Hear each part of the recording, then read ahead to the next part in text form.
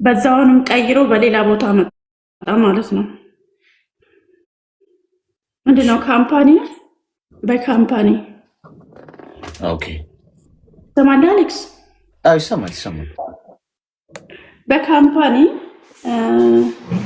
ነገሮች ተስተካክሎ ብር እኔ አጥሮኝ ማለት ነው ከሲስተርና ከጓደኞቼ ተበድሬ ያን ብር መጣ እዚህ ሀገር ስተመጣ 2 ወር 3 ወር ደህና ነበረ እየሰራም ነው።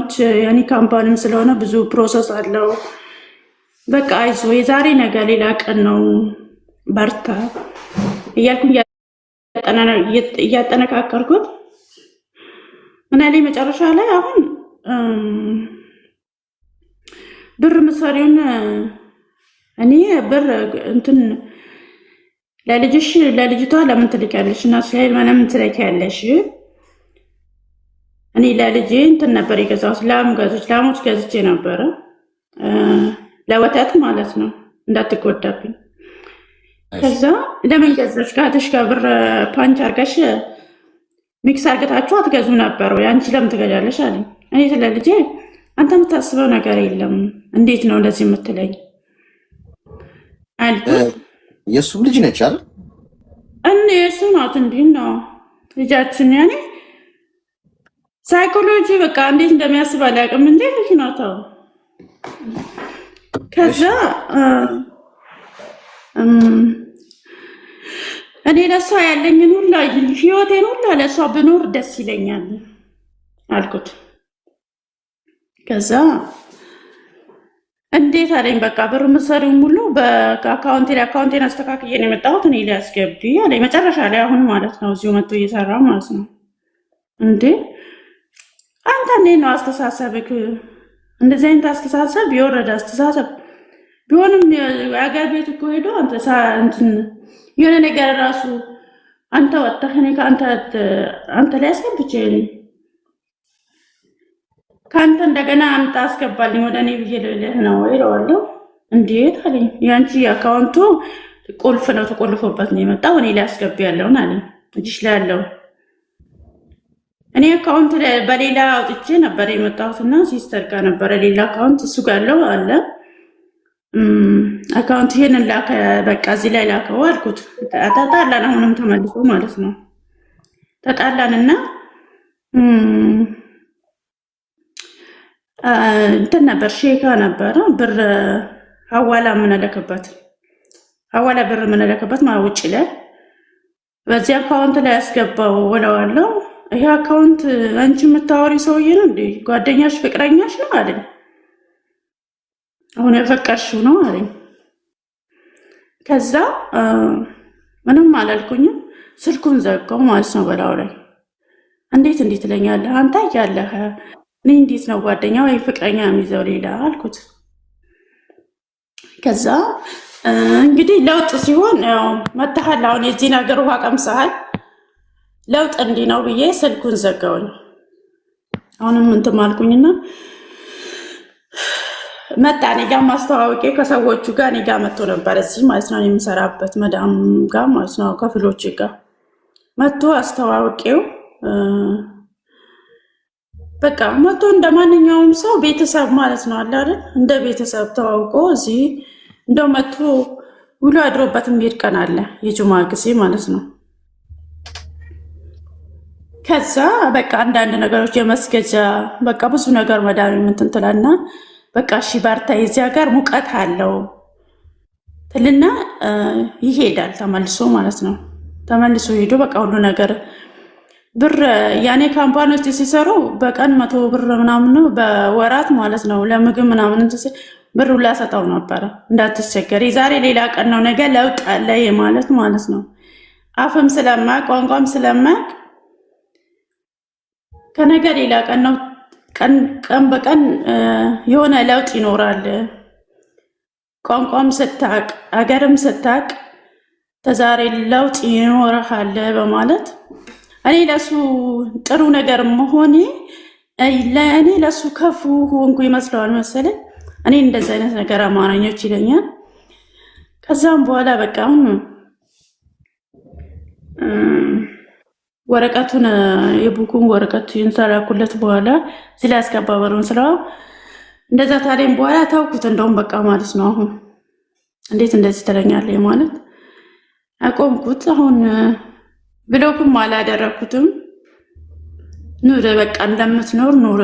ቢያንስ እኔን ትታ ከኔ ጭቅጭቅ ትታ ልጅ ግን ምን ላይ እንዳለች ቤተሰብ የኔን ቤተሰብ ስትወድ እኔ ያንተን ቤተሰብ ስወድ እኔ ያንተን ቤተሰብ ትወዳለህ፣ የኔን ቤተሰብ ትወዳለህ ማለት አንተ ሲጀመር ድምጻቸው ነው ራሱ እንዴት ናቸው ቤተሰቦችሽ ምናምን አይለኝም።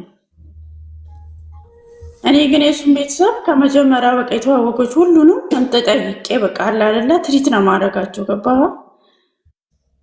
ለዛ አይደለም ቤተሰቦችን ልጅህን አንተ አትጠይቅም ማለት በቃ አሁን ውስጤ አሁን ነው ገና እየባነንኩ አሁን ነው በቃ ያለውን ነገር እየባነንኩ ያለሁት። እዚህ ላይ ምን ምክር እንደምሰጠኝ ሀሳብ ፈልጌ ነው። በቃ ብለኩም አላረኩት ግን ያለቅሳል። እንዴት እንለያያልሽኝ? አልፈልግም አልኩት። በቃ እኔ ከወረቀቱንም ቀዳልልኝ እዚህ መምጣት ምን እንግለስ ነው። እኔ ለብር ሳይሆን ለብዙ ነገር ነገ ለውጥ ነው እንጂ የነገር ለውጥ ነው እንጂ ዛሬ ውድቀቴን አይደለም። ከዚህ በኋላም ደግሞ ብዙ ልኖር እችላለሁ እና ልኖር እችላለሁ። እሱ የፈጣሪ ነው። በቃ አለ አይደለ እንደዚህ ያህል ትለፍ ያለሽ እንደዚህ ትደክም ያለሽ ብሎኝ በቃ ደክም ያለው ተዚህ አይነት ለውጥ ታሪለክ ያንተ መልስ ለኔ እንደዚህ ተሆነ ምንም ማለት አይደለም። ከኔ ጋር ያለን ነገር አቁም አልኩት። እንዴት እንደዛ ሲኛለሽ? እኔ አንቺን ፈልጋለሁ አላቁምም አለኝ። በህግም ቢሆን ከሰውም ያኔ ይህንን ሁላ ብለው እንትን እንደማስብለው እኛ ያለው ግን አልፈልግም ብለው እንዴት ይኛለሽ? እኔ አፈቅርሻለሁ ወድሻለሁ ምናምን ይለኛል። ግን እኔ አሁን ከውስጤ አውጥቼው ማለት ነው አስተሳሰቦቹ ሁላ መቅሉብ ስለሆነብኝ የቀኙ ግራ ስለሆነብኝ ትቼው በቃ አለ አይደለም አሁንም ያለቃቅሳል። እዚህ ላይ ምክር እንመከረኝ እፈልጋለሁ። አሌክሶ ምክሮች በጣም በቃ ጥሩዎች ናቸው። የወደቀ ነው የሚያቃና ነው። በጣም አከብረዋለሁ። በጣም እንወዳለን። በዚሁ እድሜ ክርምሳ ምናሃለሁ። እሺ አመሰግናለሁ። አሚን ሚዩት አድርጊና ደግሞ አዳምጪው ደግሞ የማዳመጥ ሰዓት ከውስጥሽ ሚዩት አድርጊያ። አንዳንዶቻችሁ ትዕግስታችሁ እዚህ አፍንጫችሁ ላይ ነው። ሰለቸን ደከመን ሃይላንድ ትውረድ ጫማ ምናምን ትወረውራላችሁ። እንዴ ትዕግስት እኮ በጣም ወሳኝ ነገር ነው። እዚህ ጋር አሁን እሷ 5 ደቂቃ አወራች፣ 10 ደቂቃ 20 ደቂቃ ምን በለው እሺ። እንደ 20 ደቂቃ እሷን መታገስ አቅቷችሁ እንደው ፈጣሪያችሁን 20 ዓመት ተጠብቁታላችሁ። እንደው እንዴት ነው ነገር? አይሆንም እኮ ሶ ማዳመጥ በጣም ጥሩ ነገር ነው። እቺ ልጅ አሁን ቴራፒ ነው ማዳመጥ። በቃ እኮ ራሱ ታውጣ ውስጥ ከውስጧ አምቃ ያዘችው የስንት ዓመት እኮ ችግር እኮ ነው። ሶሷ የሚያግዛት ከሆነ ብናዳምጣት ምንድነው ችግሩ? አንሞት አንተን እንደው ማክሲመም እኮ 2 ሰዓት ተኩል ነው እዚህ ራሱ ምን ቆየው። የትኛው ችኮላችን ነው ግራ የሚገባኝ? የኔ ናት አንደኛ ነገር ለምድራዊው ነገር ብለሽ ነግሬያለሁ። ፍቅር ስገቡ ለምድራዊው ህይወት ብላችሁ መንፈሳዊ ህይወታችሁን አትቀይሩ። ከየትኛውም የእምነት ውስጥ ብትሆኑ ችግር የለብኝም።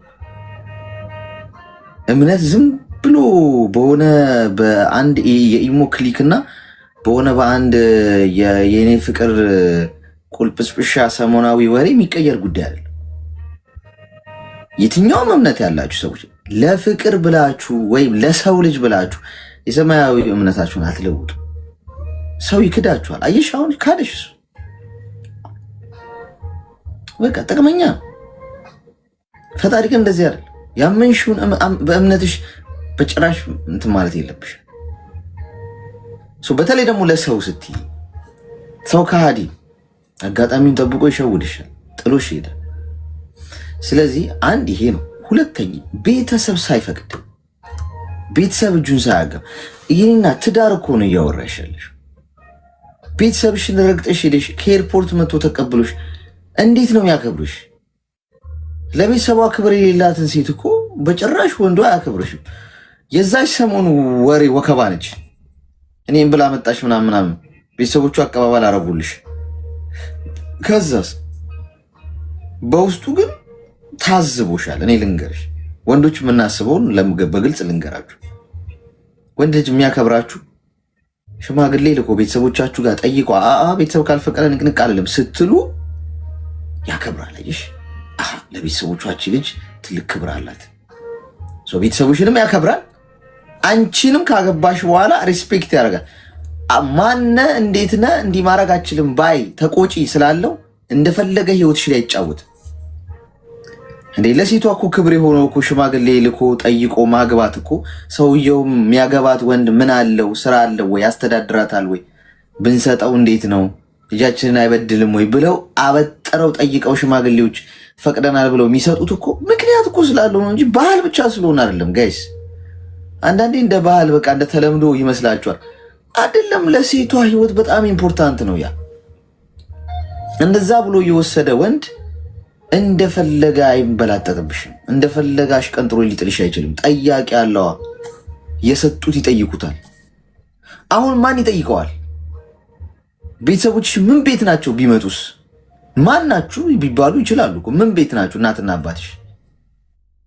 አይሽ የቤተሰብሽን ክብር ወደ ጎን ገለል አድርገሽ ረግጠሽ ስትሄጂ በወንዱ ዘንድ ያለሽ ክብር ይረክሳል። መጀመሪያ ቤተሰቦችሽን ይቅርታ ጠይቂ። እናትና አባትሽ መደረግ ነው ያደረግሽው። ገና ለገና በአካል ያላገኘሽውን ወድ ኤርፖርት ተቀብሎሽ ቤተሰቡ ጋር ሲወስድሽ ሄድሽ። ምን መሆኑን በምን ታውቂያለሽ? ሰውየው እስካሁን አንቺ እየሰራሽ ነው ገንዘብ የምትልኪለት። በአንቺ ጥሎታ ነው ያለው። እዚህ መኳን አመጣሽው፣ እዚህ ዱባይ አንቺ ነሽ ብር የምትሰጪው። መቼ ነው ወንድ የሚሆነው እሱ?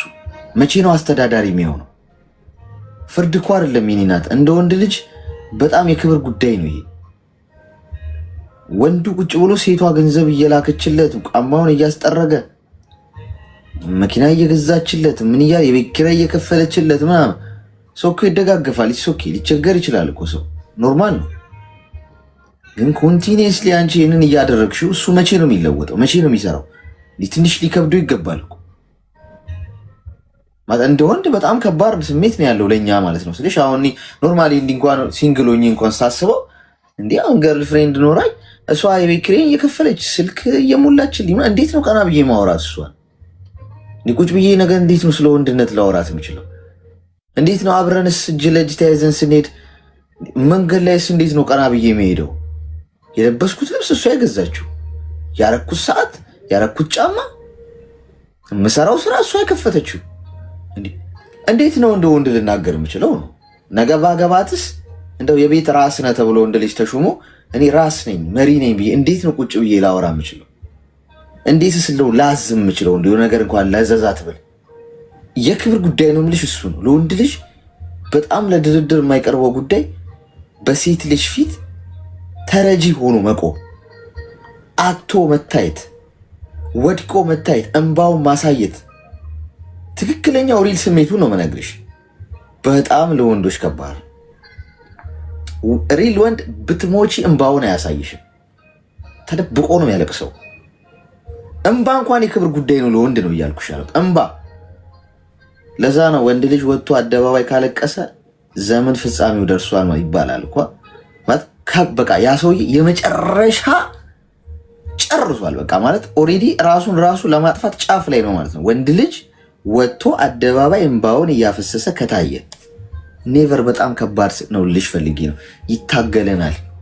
ክብር ነው፣ ውርደት መስሎ ነው የሚታየን። እንሞታታለን እንጂ በር ዘግተን ነው የምናለቅሰው። ሽንፈት አንወድማት። የተሸናፊነት ስሜት ነው የሚሰማው ወንዱ።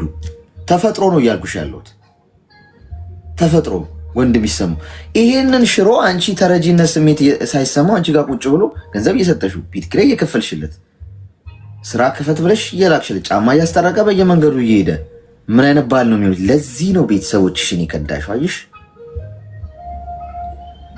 ለዚህ ወንድ ደና ወንድ እንኳን ቢሆን ኦኬ ነው ልብ ያለው አስተዋይ ጥቅመኛ ያልሆነ እኔ ሰርቼ ላስተዳድርሽ ብሎ ተፍተፍ የሚል አይነት ቢሆን እውነት በቃ እስቲ እንደው ብለሽ ጭራሽ ለእንደዚህ አይነት ወንድ ቤተሰቦችሽን ይቅርታ ጠይቂያቸው፣ እናትና አባትሽ። ይሄ ወንድ በጭራሽ ህይወትሽን ነው የሚያበላሽው። ቤተሰቦችሽ ምንም ገፉሽ፣ ምን ቤተሰብ እናትሽን አባትሽን እግር ስር ተደፍተሽ ይቅር በሉኝ በድያችኋለሁ፣ የእናንተ ምክር ሳልሰማ በተሳሳተ መንገድ ሄጃለሁ ማሩኝ ብለሽ ይቅርታ ጠይቂያቸው።